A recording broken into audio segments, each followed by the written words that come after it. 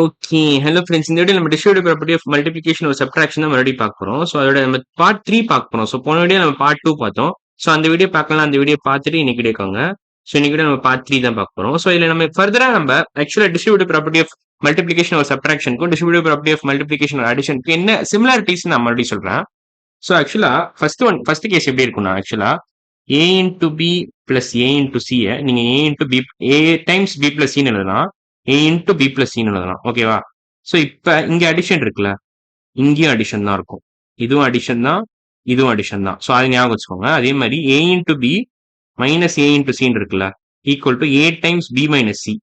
இப்போ இங்க சப்ட்ராக்ஷன் இருந்தா இங்கேயும் சப்ட்ராக்ஷன் தான் இருக்கும். ஸோ இங்க அடிஷன் இருந்தா இங்க அடிஷன் இருக்கும், இங்க சப்ட்ராக்ஷன் இருந்தா இங்க சப்ட்ராக்ஷன் இருக்கும். இதை மனசுல நீங்க ஆழமா மனசுல நீங்க வச்சுக்கணும். ரொம்ப முக்கியமான விஷயம் தான். ஸோ அதை மைண்ட்ல வச்சுக்கோங்க. ஸோ இப்போ ஒரே கொஸ்டின் நீங்க ரெண்டு விதமா போடலாம். ஆக்சுவலா டிஸ்ட்ரிபியூட்டிவ் ஆஃப் மல்டிபிளிகேஷன் ஒரு அடிஷன் யூஸ் பண்ணலாம், இல்ல டிஸ்ட்ரிபியூட்டிவ் ஆஃப் மல்டிபிளிகேஷன் ஒரு சப்ட்ராக்ஷன் யூஸ் பண்ணலாம். ஒரே கொஸ்டின். இப்ப சப்போஸ் லெட்ஸ் சே 13 இன்டூ 7 இருக்குன்னு வச்சுக்கோங்களேன். இப்போ 13 இன்டூ 7 நீங்க எப்படி எழுதலாம்? 13 இன்டூ 10 மைனஸ் 3 எழுதலாம். 10 மைனஸ் 3 எழுதுனீங்கன்னா இதை கால்குலேட் பண்ணிக்கலாம். ஈஸி தான். 13 இன்டூ 10 113 வரும். 13 இன்டூ ஸோ இதை நீங்க எப்படி எழுதலாம்?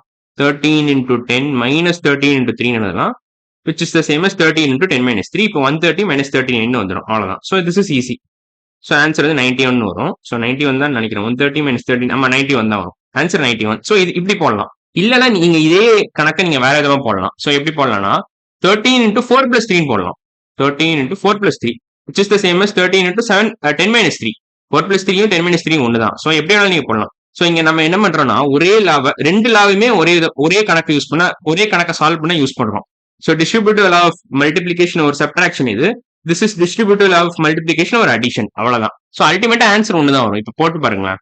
13 into 4 என்ன வரும் உங்களுக்கு? ஏதோ ஒரு நம்பர் வரும், எனக்கு எக்ஸாக்டா தெரியல. 13 into 3 39 வரும். 13 into 4 என்ன வரும் ஆக்சுவலா?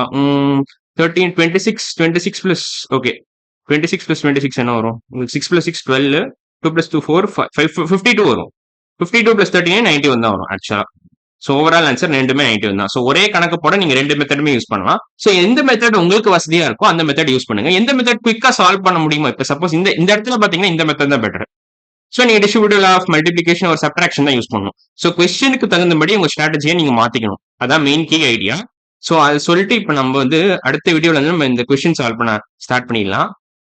ஸோ இந்த வீடியோ பிடிச்சிருந்துச்சுன்னா லைக் பண்ணுங்க, ஷேர் பண்ணுங்க, கமெண்ட் பண்ணுங்க, சப்ஸ்கிரைப் பண்ணுங்க. கூகுள்ல போய் ஹிப்போ மேக்ஸ்ன்னு பண்ணீங்கன்னா உங்களுக்கு லாங் ஃபார்ம் வீடியோஸே கிடைக்கும். ஸோ இன்னைக்கு வீடியோ அவ்வளவுதான். அடுத்த வீடியோல பார்க்கலாம். பாய்.